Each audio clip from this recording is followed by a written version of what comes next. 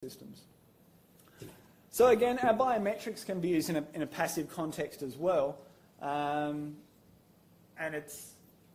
we're presenting it to claim that identity. So I'm not talking so much about that, not at all about that train station scenario of looking for people, but when I press my finger on the back of here, it's not trying to figure out, which person am I. It is actually figuring out, am I Joel? Because that's the only fingerprint that's been trained onto my phone. By actually putting my finger on that, while it's actually going to unlock, it's not comparing it to a database of 100 people. It's one-to-one. The identity being claimed is my identity. So if you all put your finger on the back, hopefully it doesn't work, because it's not matching back to that one identity. It's signed into my Google account, so expecting it to be me. So we can see those as examples of that. Our passport is another classic example of that. We present our passport, and then we biometric our face. It's still actually doing a passive, giving a physical thing that's then the biometric is actually then figuring out who we actually are. Now, as a quick aside on these biometric passports, which is the e-passport's the topic in one of our assignments, these are the countries that now have biometric passports. So the vast bulk of countries, the green ones. Yeah, the green ones are the ones that have got biometric passports. This is just off of the Wikipedia page for electronic passports, so I'm not sure how up to date it is. Last year, for this slide, there was only like 3 countries in Africa. In the last year, Africa's dramatically changed colours there. Now, if you've got a really old passport, it may well be that your passport is not an e-passport yet, but any current ones being issued by those countries are now currently e-passports. So they've all got chips in them. They've got an RFID tag usually in that middle page. It's thicker than all the others. And they've also got biometrics, most commonly face, but some countries have got it as an iris scan. There's a little bit of difference for different countries. I've really already talked about this a bit, but with biometrics, it's really an interesting scenario. People quite like them because they're kind of sexy. Passwords haven't been sexy for a long time, if ever. Whereas biometrics are kind of cool. People quite like them. But there's actually a cost involved in that they're often not particularly cheap. Passwords are dirt cheap. They're basically cost-free almost. Whereas biometrics, you need to have the sensor, you need to be storing in a particular way, you've got algorithms involved, whereas with a password, you're usually hashing it, or you should be hashing it in Australia, otherwise you're breaking the law. There's a much dramatic cost with biometrics, which maybe that's part of where the glamour is. People go, oh, that's an expensive way to unlock your house with a fingerprint. But yeah, I don't need to dwell too much on them. We've already talked about them. Now, that was passive. Identity claimed, then you do it. Whoever's talking over here, can you be quiet? It's distracting. So, active is when the computer figures out the identification for you. So it's not the scenario where you're typing your username. That is you telling the computer the identity you're claiming. This is where sensors actually on the computer detect the presence and figure out who you are. The computer initiates what's going on. This is now one-to-many. So there's a person in front of them and it figures out who they are from the database of all the people that it knows about. So this is dramatically different from a computational efficiency side of things. But this is then that kind of scenario we can see evident in those, looking for wanted people in train stations, where you've got a list of the 100 most wanted people that you're looking for, and you're trolling all of the cameras in a train station, looking for all of the people, trying to match them all up. people aren't standing in front of the camera saying, hey, identify me. It's actually looking, trying to find them. It's active on the computer side. So the facial characteristics from video, we can do some things around biometrics, and sometimes these, it's very much like what we're doing with the finger on the back there, but it's not tied to one. It's looking, going, is this one of all of these things, and trying to do it that way around. And so often it's a forced, hey, identify now, and it jumps when you do it at random intervals to try and make sure that you are still the person who's supposed to be using that system. Now, this is an active, ongoing area, because while it sounds kind of cool that the system's monitoring us and going, yep, that's still that person, and validating that, if it is constantly changing, or are all the people that are in a particular room supposed to be in that room, and you're constantly monitoring, it is computationally complex. And so fast algorithms, better ways of detecting traits inside of the biometrics you're capturing is quite a tricky thing. Now, these aren't just biometric based. Sometimes they can be, we can authenticate you without you knowing or claiming an identity. So in sort of a slightly hard to sort of quite say it's 100% passive or 100% active, in this state, there's a whole bunch of spots and places where the number plate on your car gets read to see if it's registered. Is that allowed on the road is really what they're looking for.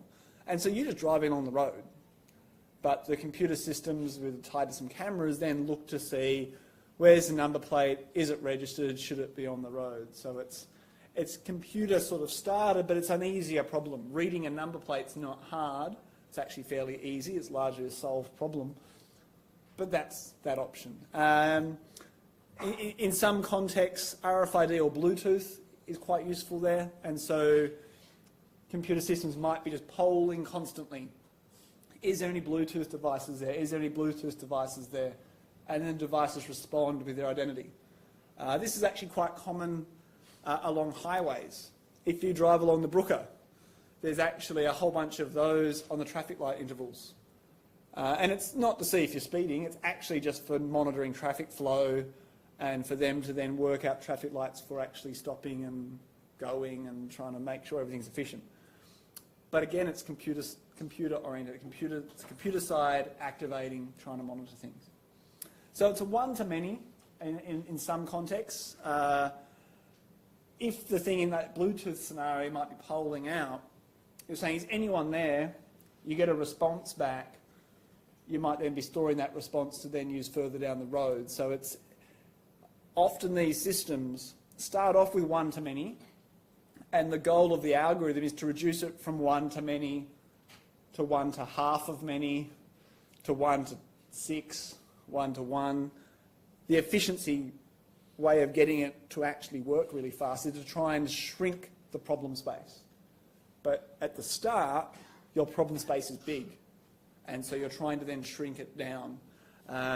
With those Bluetooth ones, often what they do is they're scooping up all of the Bluetooths initially, but then later down the road they go, is this Bluetooth out there? Is this identity out there? And pinging again to try and see, are you there? Where have you got to on the road, so that we know that it took 10 minutes longer than it should have because of the traffic or whatever it might be. So some of these we've got to search the whole database. If we've got a very big database, which we see the scenarios like in TV shows, for instance, the FBI is searching for a fingerprint, and for some reason they've got all the fingerprints projected on the screen and they're flicking past and you can see them, because that's how you search, clearly. You're searching a big database trying to find that identity. So active, generally one-to-many. The many could be millions, it could be 100. The idea is it's not one-to-one until the algorithm is successfully reducing it to that actual scenario, so then we are super efficient. Okay, so a little bit of an aside into passwords. These are the most common ways we have to authenticate. They're generally used in a passive context, although Sometimes systems might pop up and ask us for passwords again after the session's gone over a certain time limit to validate again that we're there. But typically, we're using it with a username, and it's a passive scenario. They're very reusable. We can change them when we want. They can be limited use, and we might have a password for 3 months, which is what we tend to have with our uni accounts, which, as an aside, is terrible security.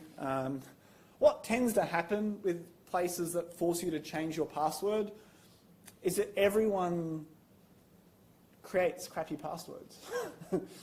If you had the same password that you could use for a long time, you tend to make a stronger password because you know you can remember it for a long time. If you've got a password you can only use for a month or for 3 months, what research has found is that you're like, oh, I've got to change it every 3 months. I'll use something smaller, or I'll just have a few numbers that change in it. And so then your overall password hygiene goes down, but you're forcing everyone to change it. And when they're changing it all the time, what else do? They write it down. They have it on sticky notes on their monitor. All those sorts of things is the result, usually, of limited use passwords. It frustrates me endlessly that the uni makes us change our passwords now. For years they didn't. It only came in about 2 years ago. One-time passwords, like we might register and we have a password that then we change. Now, commonly that is because they've emailed us the password.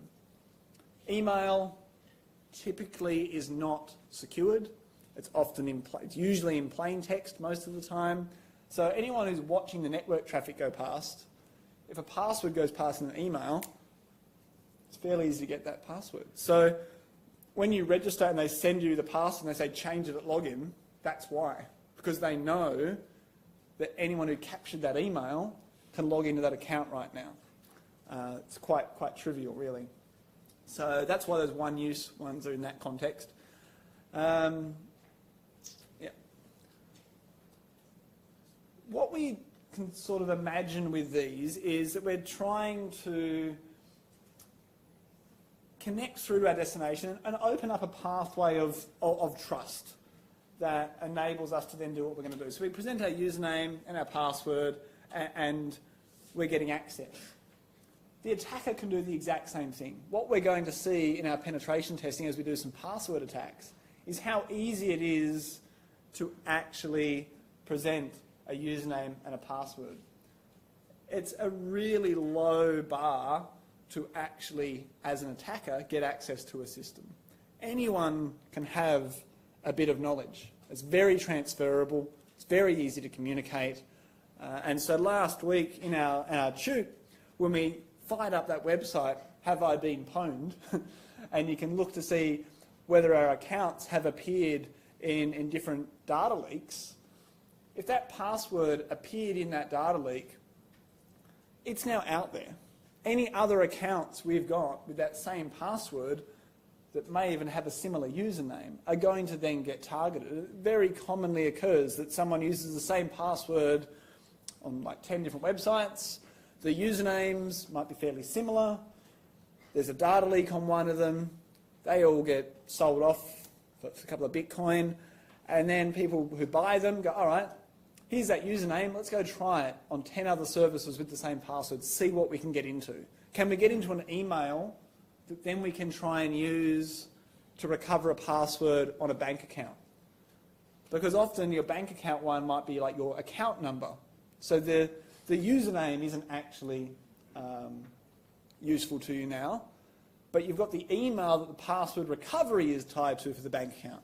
So you try to then leverage it that way around to get it. So that's why passwords are not great. You have no idea who they are. Now, what we're going to see in the week 13 tube, which is a long way away now, is how much computational effort it is to break a password.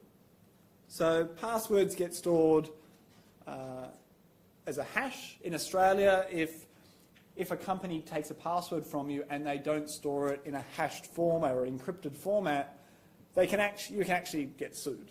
So under Australia, it's established law that all passwords will be stored encrypted. They can't be stored in plain text.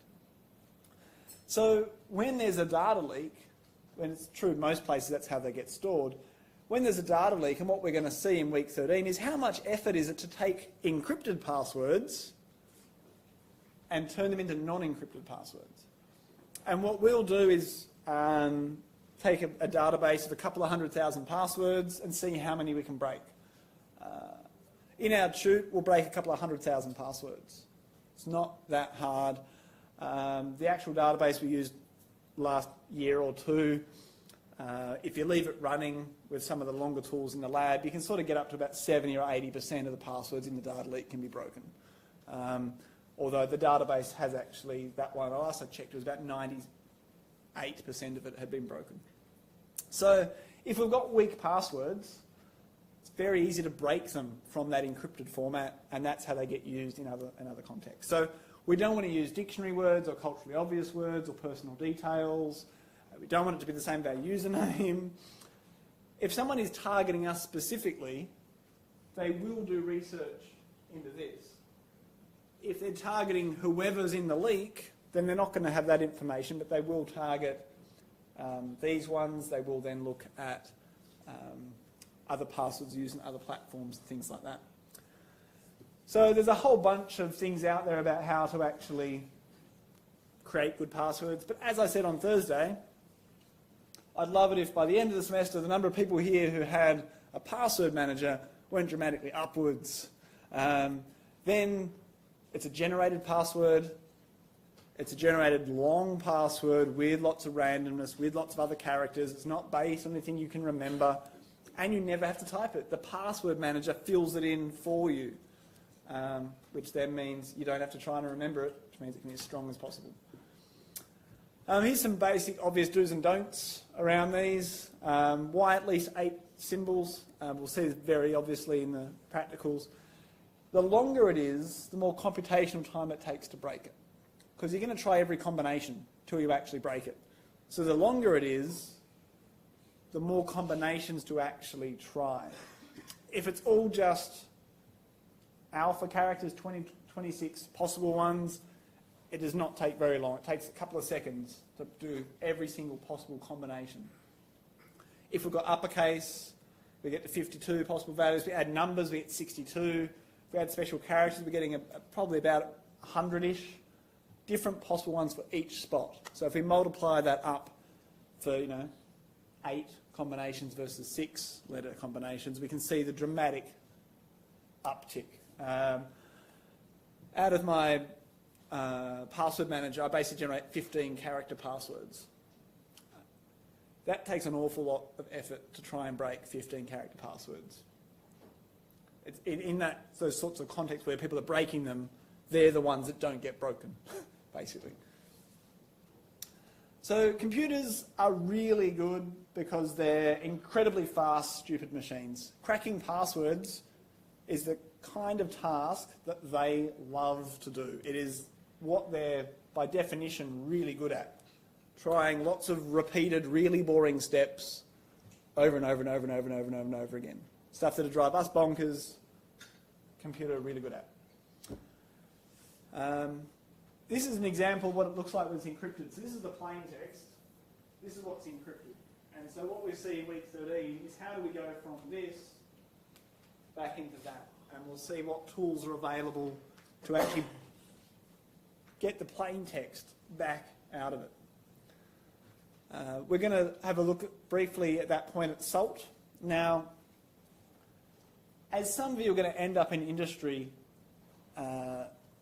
in charge of servers or in charge of writing applications that people are going to then create accounts in, what your expectation is that people will suck at making passwords, that they will make rubbish passwords.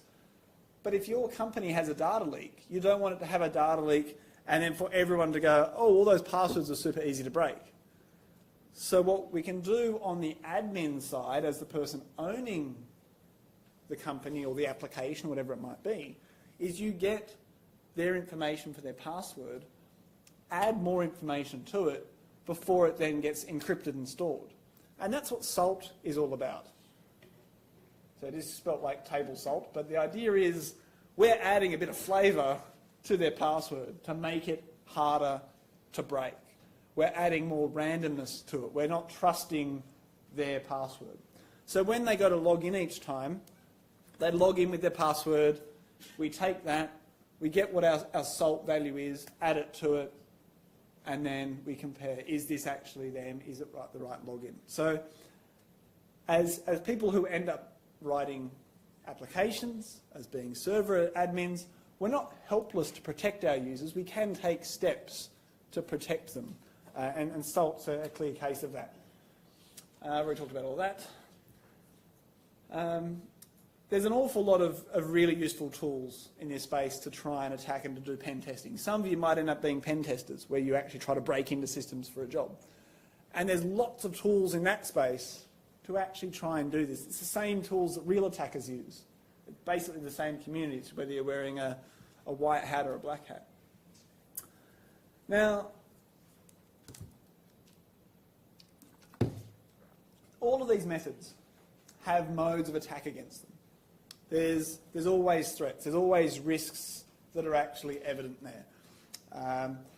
By having people change their password regularly, you actually change their behaviour in how they come up with passwords. If an operating system gets infected or gets taken over by an attacker, our storage of passwords in that context, or as we are typing them in, is then compromised. And that is something we need to then be considering. And that's when second factors are quite useful. They're not isolated to just the passwords on the system. They need something external to the compromised system to actually get access. Observing network traffic, another great reason why we need multiple factors. So there's a whole bunch of factors that come into that. And one, actually, you'll have a quick aside to that in a second. We need to think about, well, what steps are the bad guys going to take? How can we actually protect ourselves? Now, in that system, we're going to be putting trust in places. We're going to be putting trust that a YubiKey works or whatever, or that the card reader that I then go to swipe my credit card with itself is not compromised. What I'm going to show you now is a little example, a little video of a system that users want to trust. Users want to trust the system as they present their credential there. If the system gets compromised, then we can't actually trust it. And often it's very hard to know if it is compromised. Now, what I'm going to show you is a video of a fairly classic system basically being compromised. But what we can sort of learn or think about in terms of how do we trust our systems, where are we placing our trust, is something that we can carry through from a very classic swiping a credit card through. So I'll press play on this, and we'll see how you all go understanding what's going on. So this is in Florida. Not too many clever people in Florida. This guy's come up to the counter, and he's sort of asking some questions of this lady here. I want to get some pies or some chips. Yeah, it's over there. Point over there. Point over there. Guy behind, quickly, junk. Just popped a fake cover over the top of the credit card machine. Just testing it there. It's all good. Yep, I'll get those chips, thanks. Cool. I'll pay with cash. I don't trust your credit machine. And so now, as people come into this shop and pay for things, they're going to swipe their card through this machine. It's still going to swipe through and work. But what's actually going to happen is these guys will appear a couple of days later. Can I have that thing over there again? Quickly take it off. And what they'll have is all of those numbers then stored of everyone who's been in the last couple of days. They would have observed all those credit card swipes. Now this is why chip and pin is good, because chip and pin requires the actual encryption keys that are in that chip to actually authenticate and be present for a transaction to occur. The magnetic swipey ones that they still use in America and the rest of the world are sort of ditching, are not good. You just observe that number. But we're doing network security. We know the internet is public.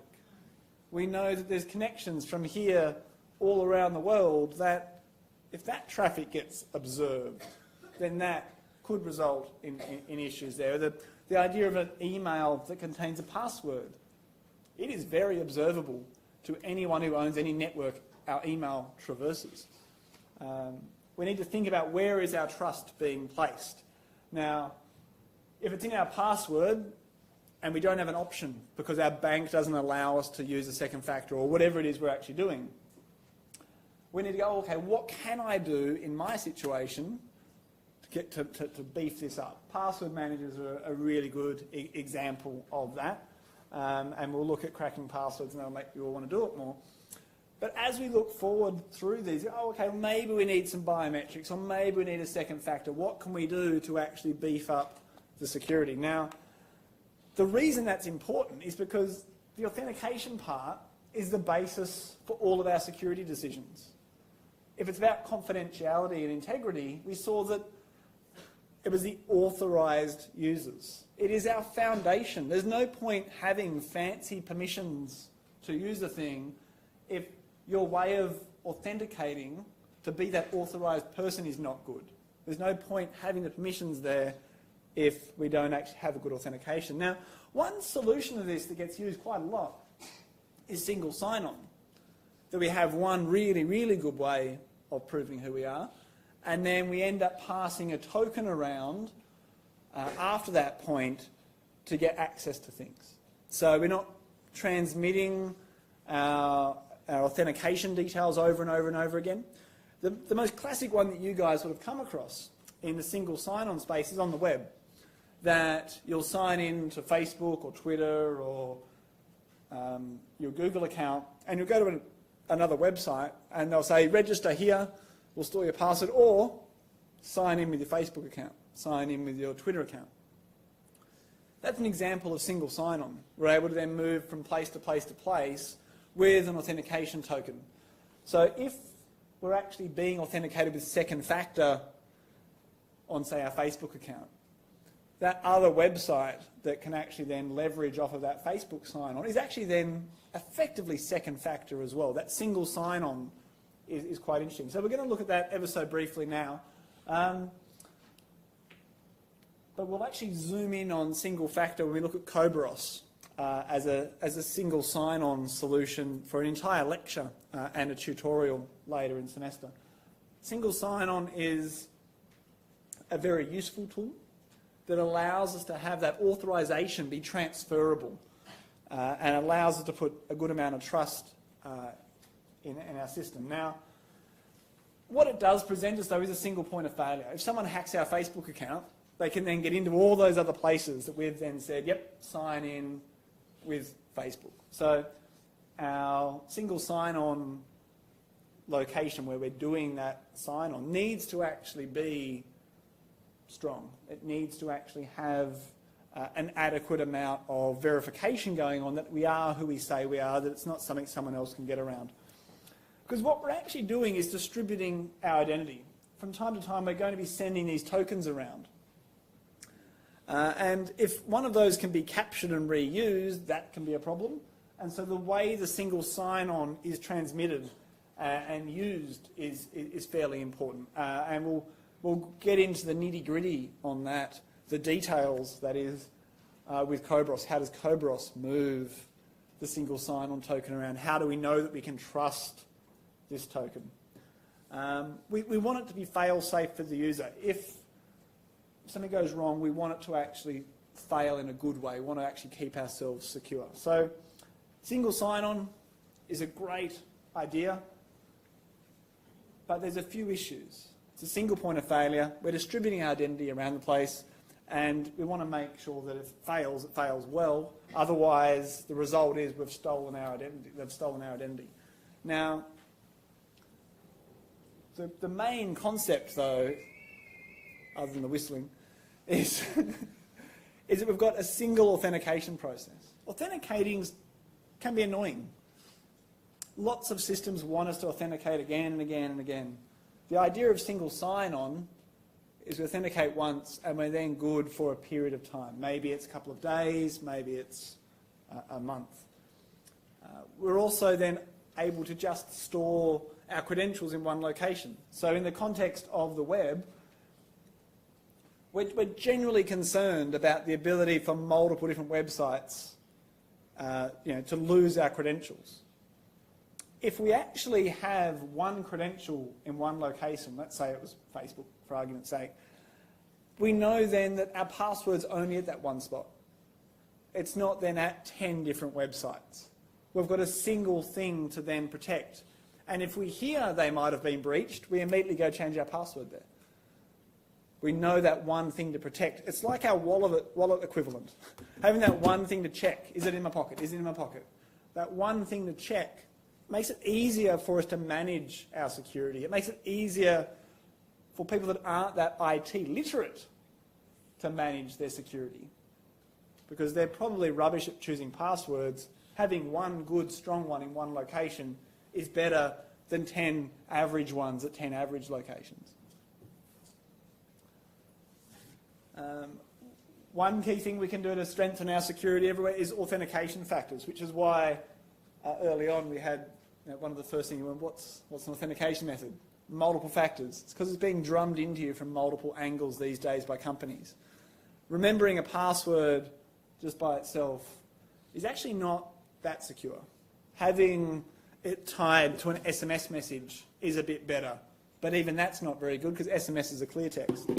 Do we trust the phone company? Do we trust that we don't have someone in here, which is quite possible, attached to their laptop, has a little Pico cell set up, and we're all actually connected to their fake cell tower that they're running underneath their chair? It's not hard to do that. A couple of $100 and you're done. You can then see all those SMSs. So SMS-based ones aren't that great. Second factor, that's a YubiKey, not a bad option. A one-time password generator on our phone, another good option. But multiple factors together is how we can really lift up our security to another level. Okay, so in summary, what we've looked at today is logical access control. Identity verification is what we're really looking at. That's what logical access control is. Physical access control, can I move through the room? Can I open the door? That's physical. Logical, can I move through ICT systems? Is my identity moving around? Am I able to get to what I want to get to? Logical access control. A lot of this around authenticating that is tied to passwords. That's a historical option. Now we're looking more towards other modes around second factor and third factor based on things we've got with us, things that we are, and we can break this down to passive and active. Passive being the most common one, and active being where we're sort of tending to go. And looking forward a bit at single sign-on systems that we're going to spend some time on with Cobros. All right, does anyone have any questions? All right, well, it's attendance time again. So grab out your device, jump onto week 4. It should be week 4. Go to the week 4 quiz. Guess who copied and pasted the slide from last week?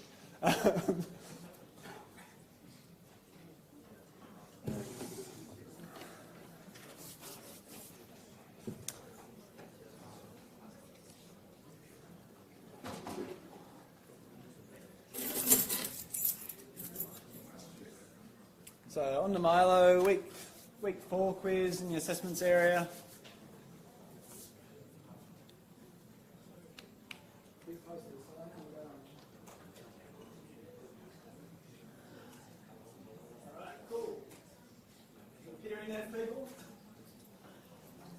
Okay, our password is attire, as in clothes. A-T-T-I-R-E.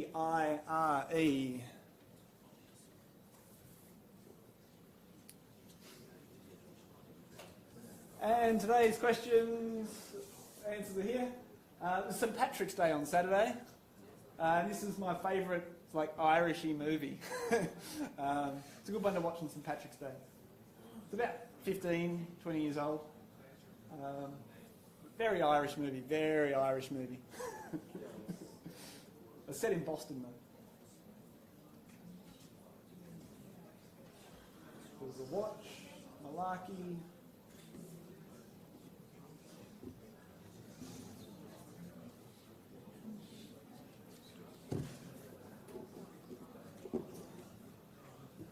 Right, once you've done that, you're good to go. We're all over Red Rover.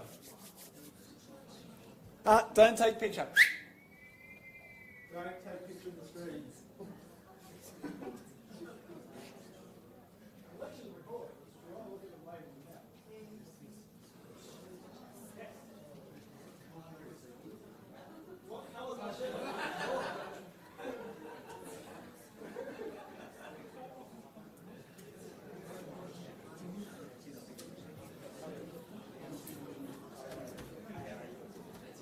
All right, everyone. Boom. Full.